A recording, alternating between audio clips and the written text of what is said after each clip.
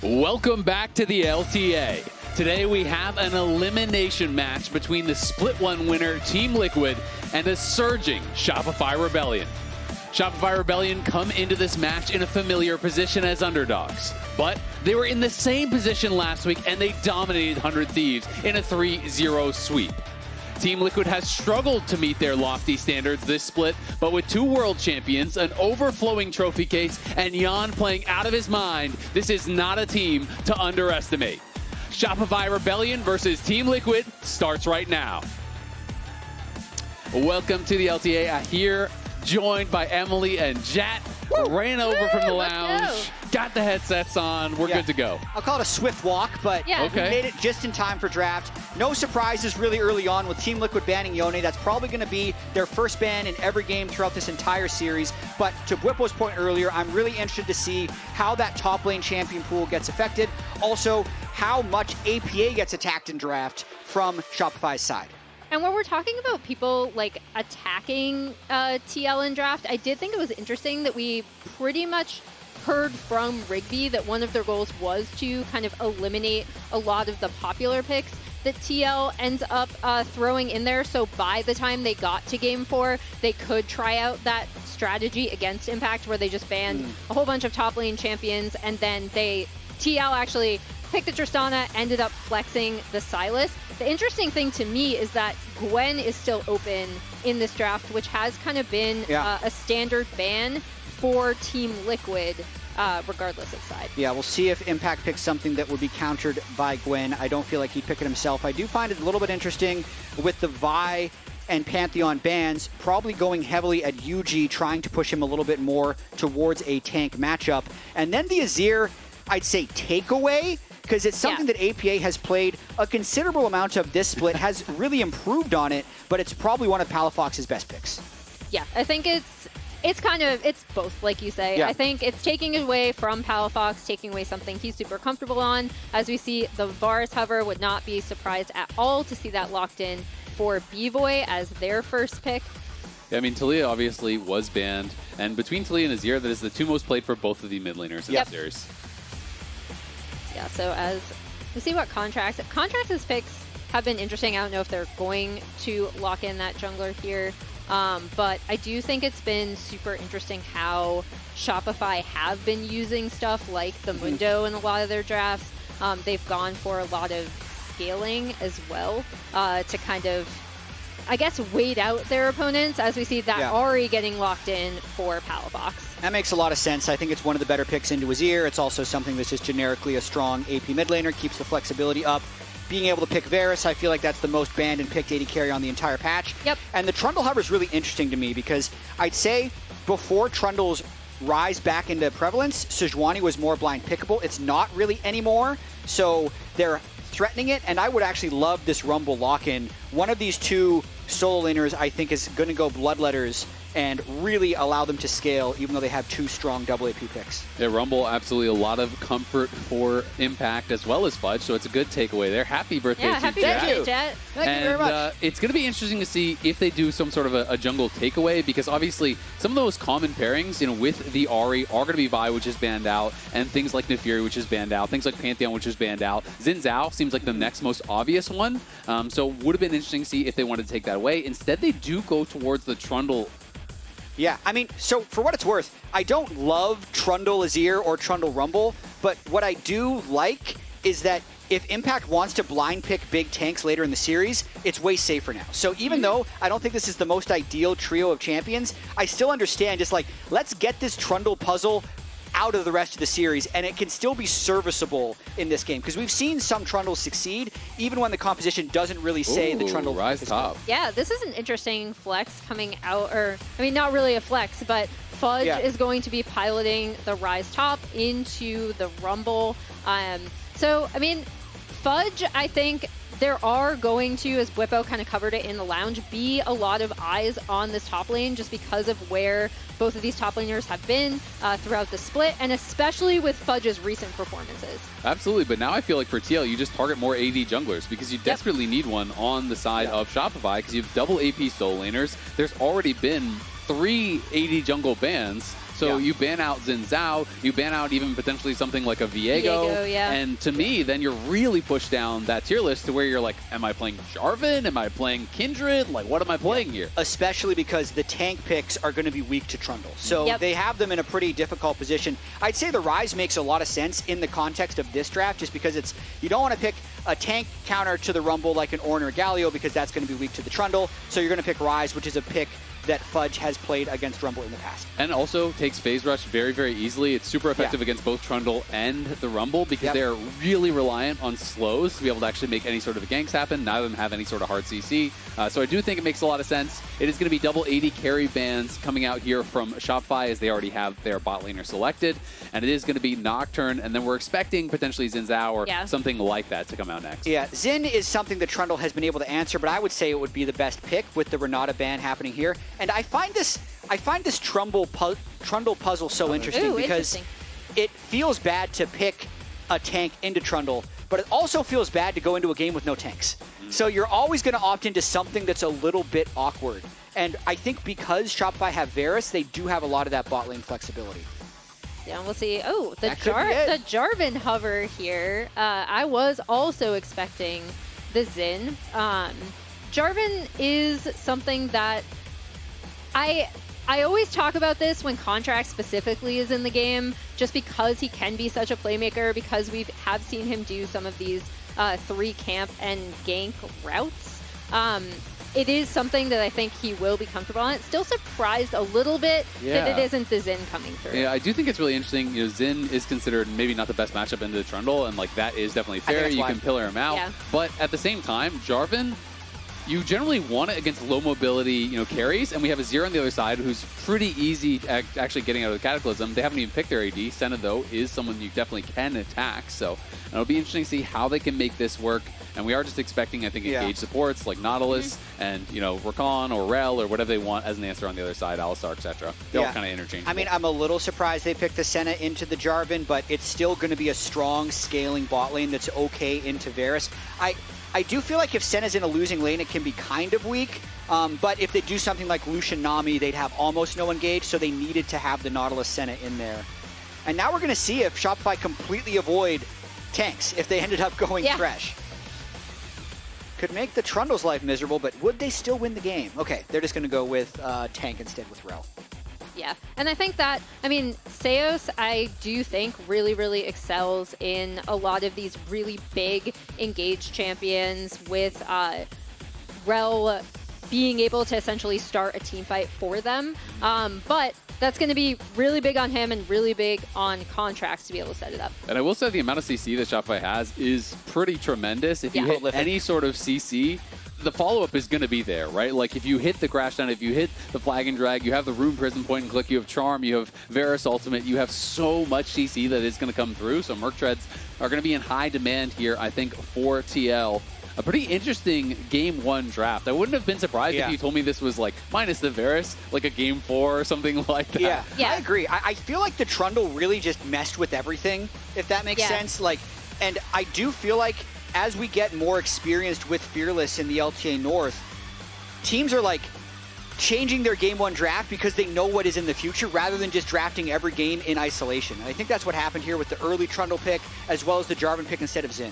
Plus, when you do something a little bit, kind of a curveball here, you're making drafting much more complex for your opponent. If you're expecting this and you're planning around this, then all of a sudden the Game 2, the Game 3, the Game 4 is more difficult for your opponent's coach to actually prepare for. And it's one of the things I love about Fearless Best of 5 is I do think the coach has more of an impact and it's more of a story instead of just copy-pasting the same draft every game. Well, it's been really interesting talking to coaches, too, about how they manage to get cohesive drafts, right? Like yesterday, Mithy is just like, it's really about talking to my players, seeing what they're comfortable with. We saw just last week when Team Liquid, a team that we have been talking a lot about, what are they going to draft? Are their champ pools small? They've been able to...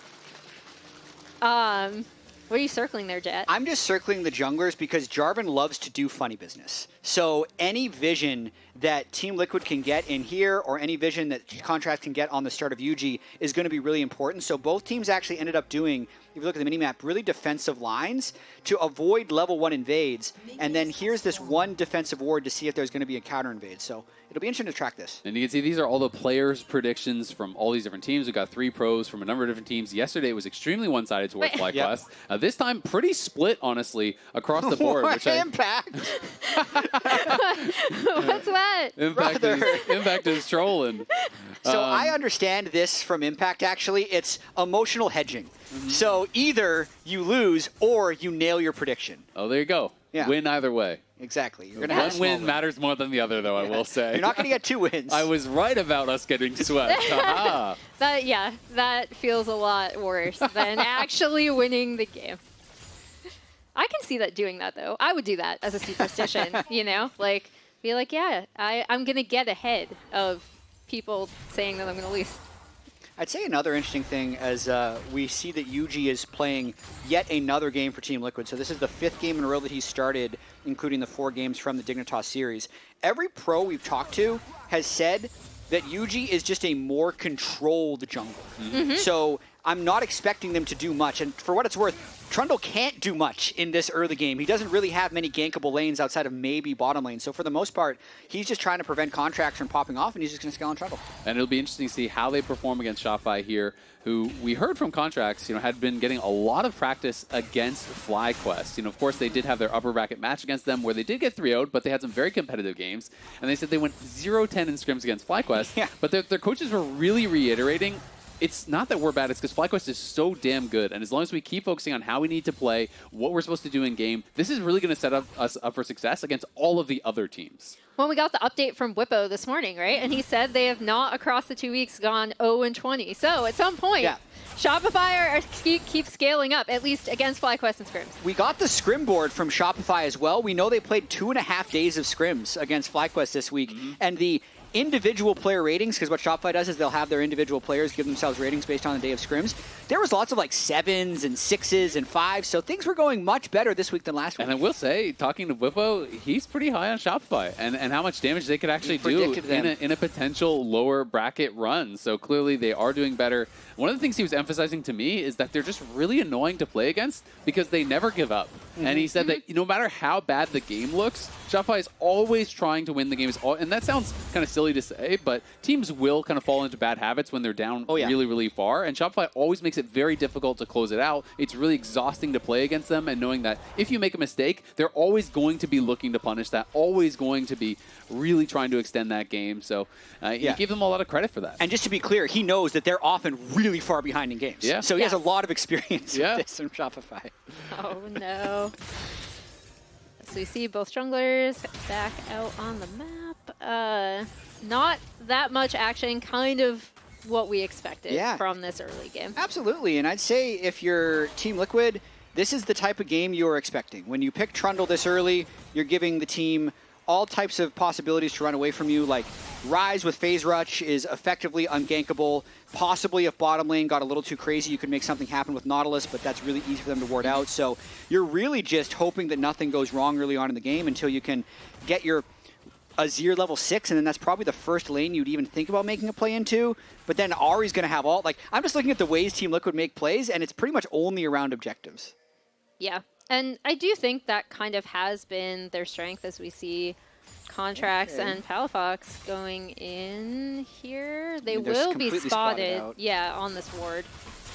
But they should be able to take this away very likely. Yuuji is going to come over, but I think he is going to be too late.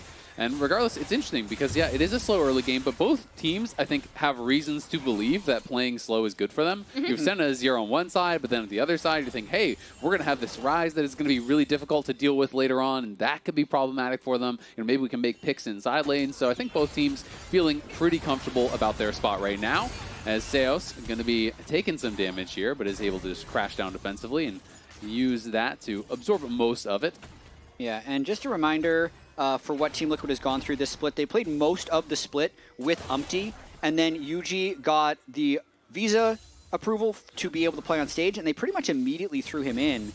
They have said that they're going to be running this 6-man between Yuuji and Umpty, but for the most part, I'd say Yuuji has been playing in most of these games. He's played 4 in a row. He pretty much just didn't play that one C9 game. So just the we've been one seeing a lot of Yuuji. That's it, right? So yeah, it definitely has been feeling like it is Yuuji. Of course, TL did have some explanations for that last week. They said, against Shaden, they were thinking it was going to be carry versus carry matchups, and that's why they were prioritizing, Yuuji in that. So it'll be interesting to see, do they actually swap them back and forth in this game, in this series, as it goes further on.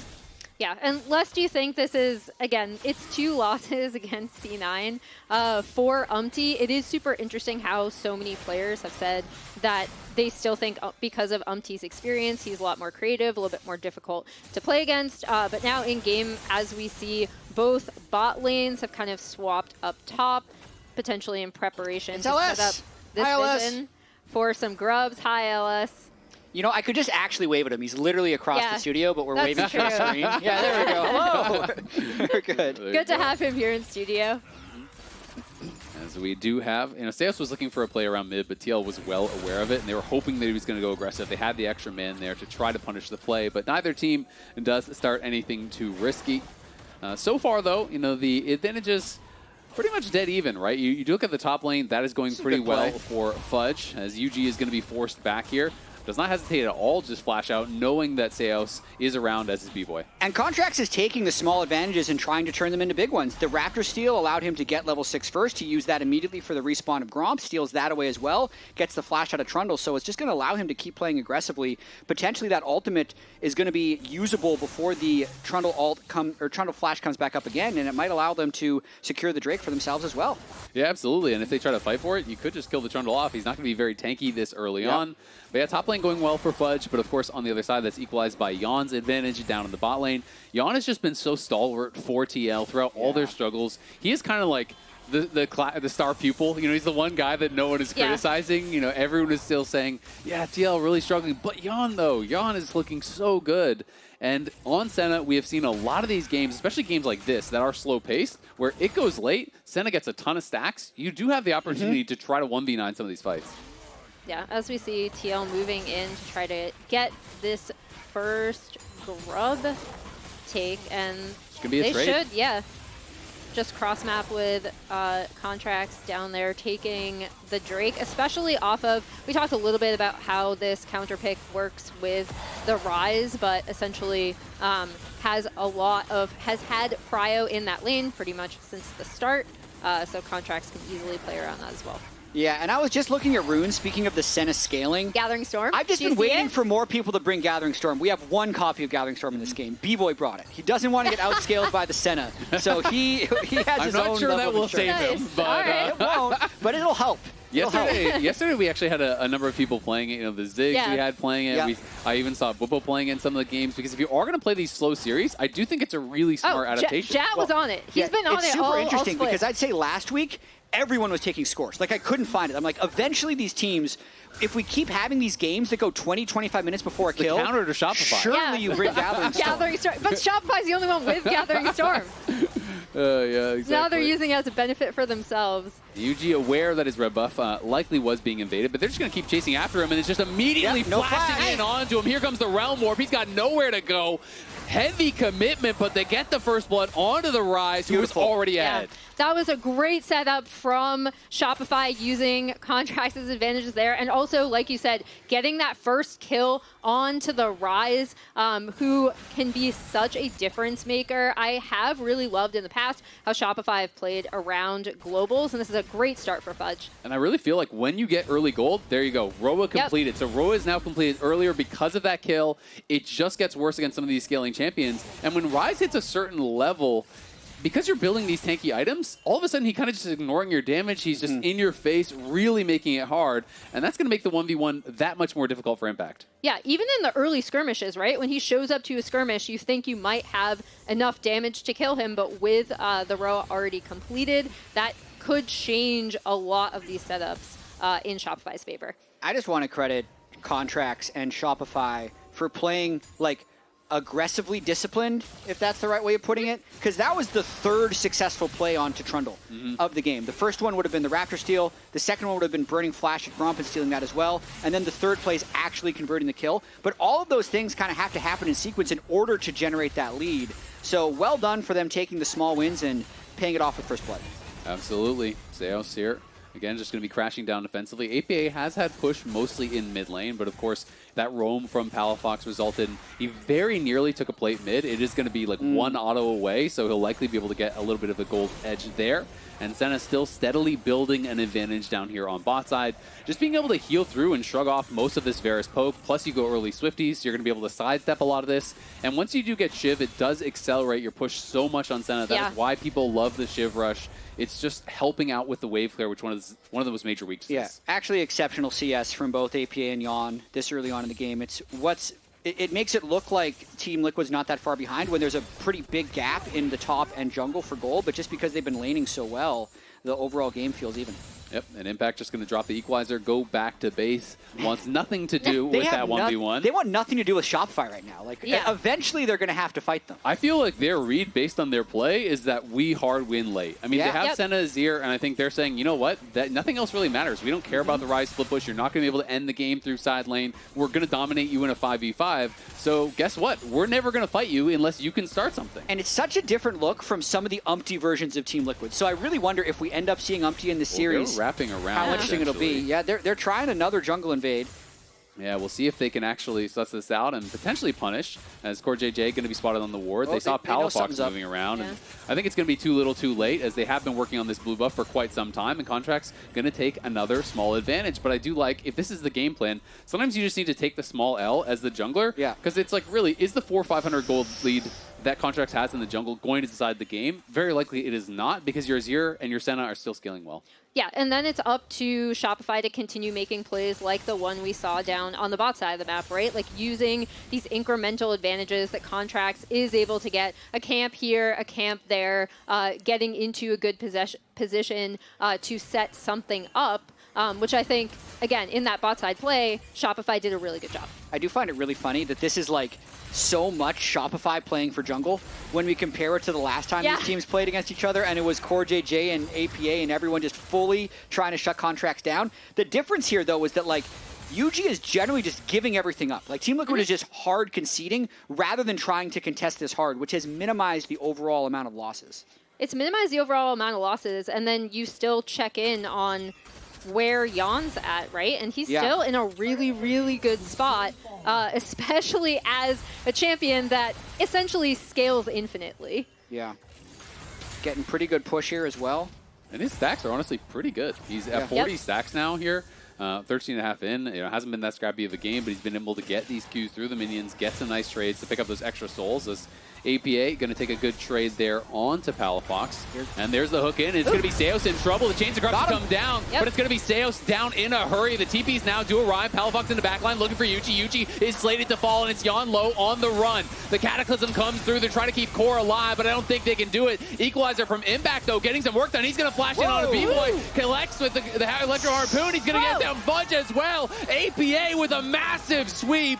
Knocks down a couple. It's Impact that picks up the kills, but it's APA getting so much work done. Better late than never. Impact and APA turned that fight around at the end. At first, it looked like Team Liquid might have burned too much on the original kill, because with Trundle, they can go for a one-shot. They get the hook onto Seos at the start, burn the Trundle ult, and one-shot him, but then because they burned so many cooldowns, Shopify can make the counterattack. Yep, and here we go. It looked so rough for TL right here, especially with Fudge coming in right on top of Yeon. Yeon's able to get out, and then APA and Impact are the heroes here. As that equalizer comes down across there, Impact flashes in, and then the shuffle from APA kills Fudge, gets Contractz. Really, really nicely done by Impact and APA. And that was incredibly close to actually an ace. Like, the two people that limped out there from Shopify were down very, very low. But what a difference to, you know, had they killed off Yeon right off the start and he doesn't get his ultimate off to actually reinforce. It was so close. It's a very different fight, and Fudge was so close to being able to knock him down. It would have also accelerated the Shopify Drake stacking, because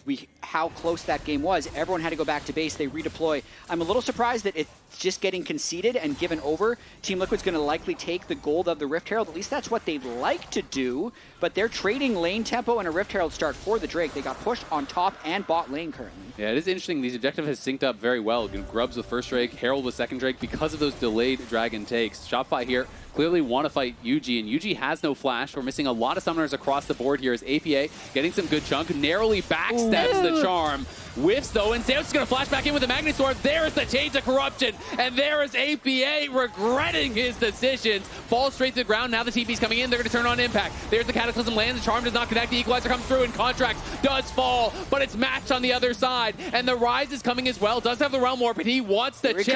We'll see if they can find a turn there. Seoul and Fudge arriving, and they're going to be able to get the charm. They're going to be able to knock down the jungler. Seoul will fall on the other side, though it is answered a 3-for-2 at the end of the day, but it should be Shopify pushing their advantage on the map.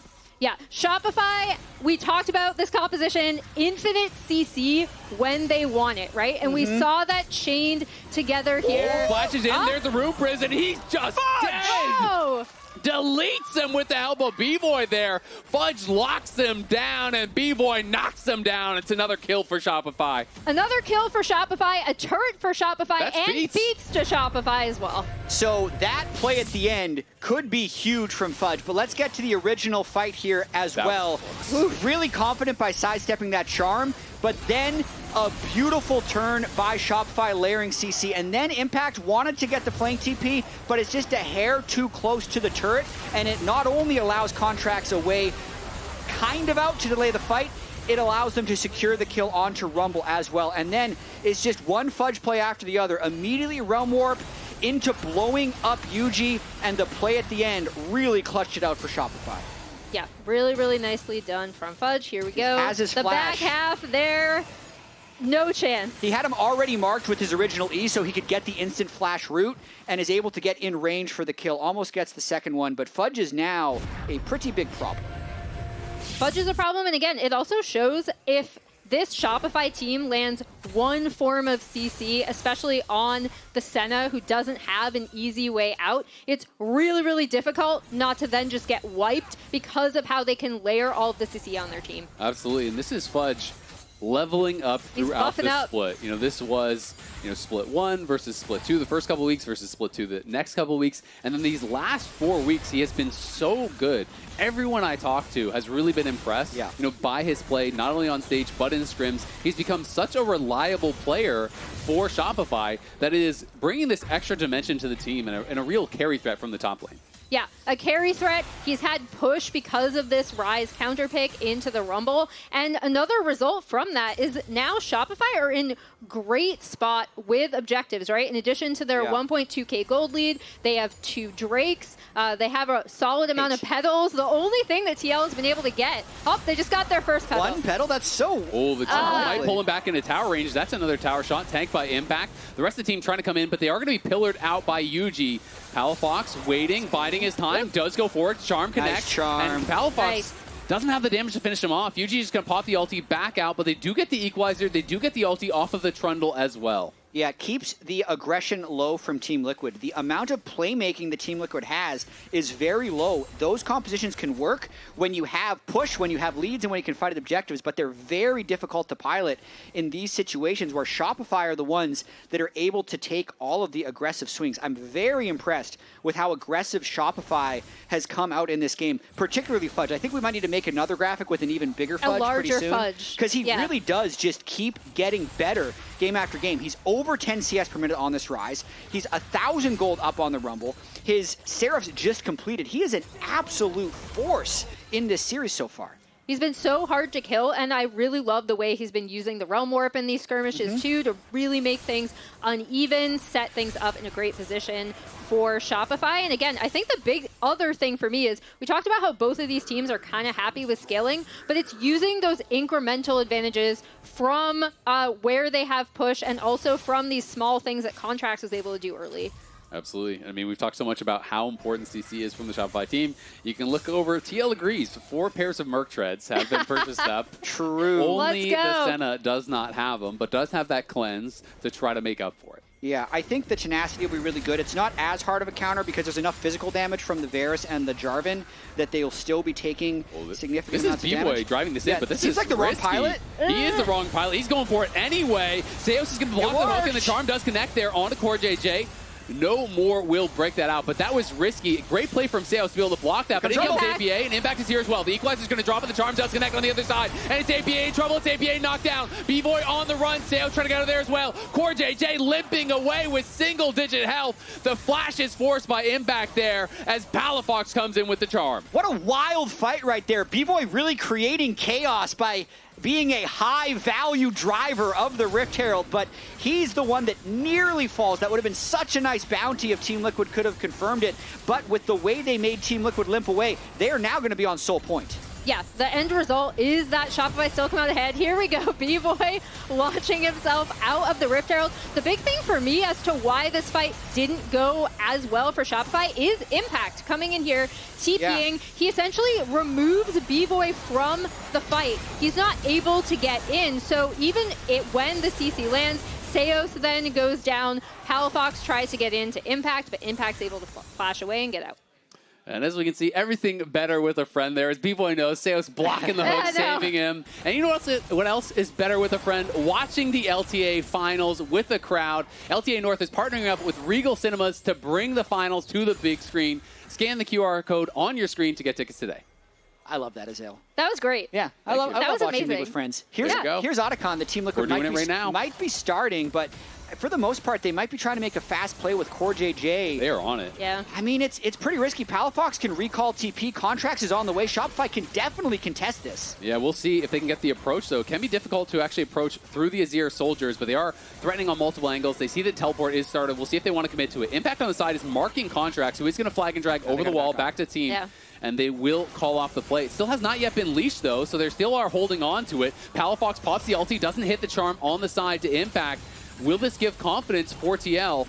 Looks like no. I remember Shopify being very clear, don't start the Otacon unless we have a lane pushed. Yes. So you saw Fudge very clearly pushing that bot wave out, and they've successfully reset the Otacon, but all 10 players are still down here. That means something's going to happen. Yeah, there's the hook in from CoreJJ. They do find one on the side. Fudge is going to be in trouble, goes into the stasis. Can they have the follow-up damage to knock him down? Fudge trying to limp out of there, but there's the equalizer across multiple members. Realm Warp going to be used defensively as the Senna ult gets him incredibly low. Fudge has no DP, no ult. They are right in onto the Otacon. Yeah, and there you do see the power of this Team Liquid comp when they are able to kind of set up and fight. It does look like Shopify still want to contest this, though. They absolutely do. There is the charm on the core, but it's his flash being forced by the hook. Palafox loses out on that exchange, and now they want nothing to do with it. Shopify make the call. We've got to give it up. Yeah, really nicely done from TL, recognizing that they could potentially set up. As Jatt already said, with this comp, the skirmishes are kind of throwing them off. It's way better if they can set up around an objective, try to get Shopify to burn some of that CC, burn some stuff, so they can then go in and kind of have this long sustained damage. And we're going to know if they're strong enough in 2.5 minutes because they're still up against Soul Point. I'd say that Otacon take was good. It gave them, weirdly enough, still not as many petals as Shopify Rebellion. It had been 19-2. I see bigger discrepancies like that in petals when one team has a side laner who's considerably far ahead and consistently can push by Otacon, which was Fudge. So it's a little bit luck, but usually if like you have a top laner who's way ahead, that team has way more petals. That's why Shopify was up 19-2. Now all the petals have been taken off the map. You'll only get additional petals when Team Liquid ends up getting takedowns. They get that buff for the rest of the game. So it's going to be all down to this next Drake fight, I feel like, because the petal strength is relatively equal. The gold is slightly in favor of Shopify, and it's going to be about who has the right trigger pull at this Soul fight. The right trigger pull and the right setup, because Shopify still have really good map control. If they can push out their waves onto TL sides, TL still don't have any turrets taken yet, which does give Shopify, if you look at all of their vision, all the way down the map, right? Yeah. It makes things really, really dark and risky for TL. I'd also highlight that Fudge, though he used his Seeker's Arm Guard, immediately upgraded to Zonia's, and he's now level 16. So nice. He is really, really strong here. Palafox does hit the charm, but the hook connects as well. Good sidestep, though, by Palafox to hug the wall so he didn't get lollipopped further out from there. Yeah. Otherwise, he definitely could have been in danger. Quick shout out on those Seekers. You almost never want to upgrade Stopwatch or Zonia's unless you've used your Seekers. Just because the amount of stats you get from the upgrade are so insignificant, you'd rather get the shorter cooldown on your Stopwatch. So well done by Fudge. Got full value out of it. Now he's got his Zonias. And now they're just starting the Baron. They see Fudge showing on the bot lane tier 2, so they're going to try to force it. They want at least to get his teleport. When will Fudge TP is the question. Palafox, Bvoy, Contractz, the rest of the squad are all here, and now the teleport does come out. TL likely to pull off, but there's the hook from CoreJJ onto Contractz. He flashes back. Bvoy looking with the Chains of Corruption. It's going to be Core caught. The Senna over the top. The Charm does whip. The Equalizer is good, and Seoul's trying to run back through that red carpet. Is the Ryze ult enough to get him out? Just barely. He might die to subjugation. He's still ticking down. Barely survives it. TL, though, right back onto the Baron. They don't want to give this up with Drake starting soon. They want to keep the action here and not allow Shopify to go down to the Drake. So Palafox doesn't have ult. Contractz does, though, and he could go in for a steal. Contractz, though, does have no flash. Yuuji getting low. Palafox chunking him on the side as Bvoy's trying to get over there. Impact now is hunting for Contractz, trying to keep him away from they're going this to trade pit. it. They're going to trade it for the Drake. They're out. They're going to try to actually go for a steal over the wall. They can't get it secured by TL. They back off, and they're looking for Seoul. So now it's time for Shopify to just try to delay. Palafox needs to get out of there and needs to just slow him down. It's going to be the trade for Seoul. Contractz dipped out early. Even though he had the chance to get the all-time North American record of Baron steals, he's tied with Xmithy already. He goes for the Drake instead because he wants to win this game. I love getting Seoul for Baron. Team Liquid must convert on this buff right now. Yeah, as we see them crashing on this topside turret, really, really nice recognition from Shopify, I think, to be able to trade that, especially if we are expecting these super long, super drawn-out team fights. Ocean Soul should be able to help out Shopify a lot with that. It also makes Fudge nigh on unassailable in side lane. Like, you're just not killing this guy in a 1v1. It's going to be incredibly hard. You can see immediately they picked up that Oblivion Orb, though, on Impact to try to help deal with that Soul. I guess that's their idea, that they can stop the healing from the Soul enough and still win team fights, and they just needed the gold from the Baron. I can understand if Team Liquid doesn't think they can win the next fight, because watching this standoff, you do see Shopify doesn't have the cleanest engage. I'd say the Rumble and Nautilus ult comboed quite well. Yeah. Insane amounts of escapability there with the Ryze ultimate. He even saved his flash on the Rell, so he'll have it for a possible engage. I mean, that was a great ult from Fudge, and honestly, in Seos' position, I don't think you should ever flash there. You just either take the death or you get out one way or the other, because the flash is so valuable for that engage. Contractz not spotted here, does know where Yuuji is. He's behind him. Seos could potentially look for something if they want to get aggressive. Contractz now spotted. He's going to look for Yeon. There's the ulti. It's going to be flashed by Yeon, though. Chains of Corruptions do come down, but it's just on core. It's Contractz that's in trouble. It's Contractz falling fast. It's Fudge in the middle of everyone, though. The Equalizer is great again from Impact, and Fudge is in trouble. He's strong, but he's not that strong. He's shut down by APA. Contractz just goes too deep. He flashed for the ult onto a target with flash. So he's able to just fly out of the ultimate. Team Liquid still had the power from the Baron buff, and now they're pushing hard. That's massive for TL as well, because this composition is going to be so difficult to deal with now that they have the gold lead, now that they're in a position to be able to set up for things, and they're pushing on Shopify side of the map. Absolutely. And look at that power play there on the top side. Over 5,000 gold ahead now. They've opened up a pretty massive advantage, and we'll see if they can do even more with it. You know, we talked about the trade of the Soul for the Baron, which is generally very, very good, but they have gotten a lot from this Baron. Yeah, I almost always favor the Soul, but if you're going to get 6,000 gold or 5,000 gold from Baron, you can make the argument that it's worth it. Yeah, that's a pretty good Baron great power play. A bit of a strange play there by Contractz, I feel like, because they were in a winning position in this game. And now with this force, Team Liquid is able to have a lot of map pressure. And I do love the itemization from Team Liquid at this stage in the game. They have the Bloodletter's Curse on Azir to enhance the damage of the Rumble, and they have multiple different forms of healing reduction. One from Yeon, which he can easily apply with Q and Ultimate, and another one from Rumble, which he can easily apply with his ult. So if you're going to combat an Ocean Soul, this is how you do it. Yeah, absolutely. And I have to say, Impact's Equalizers have been on point. It feels like he's always getting a good angle across multiple members, where they also are forced to retreat through it, so he's getting that extended duration. And now TL grouping here on this bottom side, trying to take out the last Tier 2 tower that Shopify does have remaining. Palafox and Seos here to defend, but not a lot of power here with just those two, as Fudge is pushing on the other side, trying to trade a Tier 2 of his own. No one answering him just yet, but APA's got to be responded to in mid lane. Yeah, I was going to say, APA is also pushing down in mid lane, as we see Shopify kind of splitting their time between that. Bvoy throws out his ult, not going to get it, as Fudge does end up taking down that Tier 2 on the top side of the map. Someone will have to respond to Fudge eventually, or they're going to look for the dive, and they're going to go for the dive instead. It's Seos locked down. I don't know if he's going to get out of this one. Does trash down over that pillar.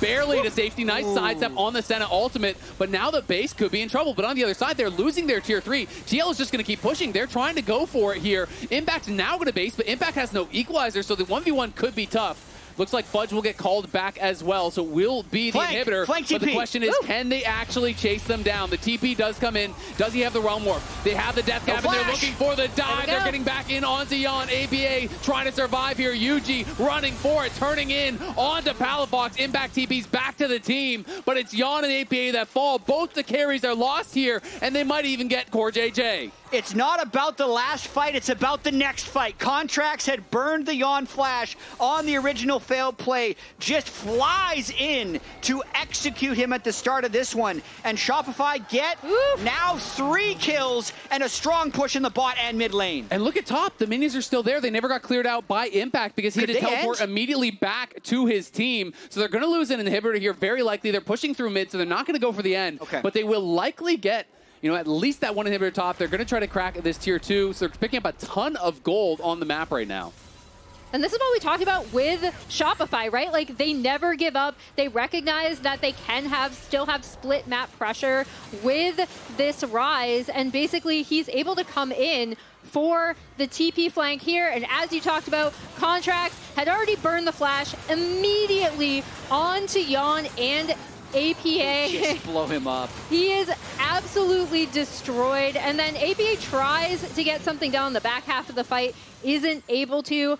Really nice job, like very quietly. Nice game from Palafox as well. It has been. He has 4-0-6 on the Ahri, got that 10-stack Dark Seal at the moment, and here we are, Baron up, Elder in 20 seconds. Shopify is just starting up the Baron, though, and making this play begin early. Yeah, they saw APA on bot side, so again, they're going to try to force the TP. This is a similar play, but the Baron's just going to be dead already. It is going down so fast. Fudge deleted that thing. Super interesting that they're pinging the bot side. I think they're going to send Fudge down there to threaten while Team Liquid will be taking the other, so they'd be threatening an end game. Right face check here. He just ults in. He's going to try to ult out, but what was that? He is shut down. They're trying to end him. Gives him a freebie. He is stopping the base. He stopped the bases, and they're going to take game 1 here very likely. Looks like the Nexus is in their eyes, and they're going to knock it down.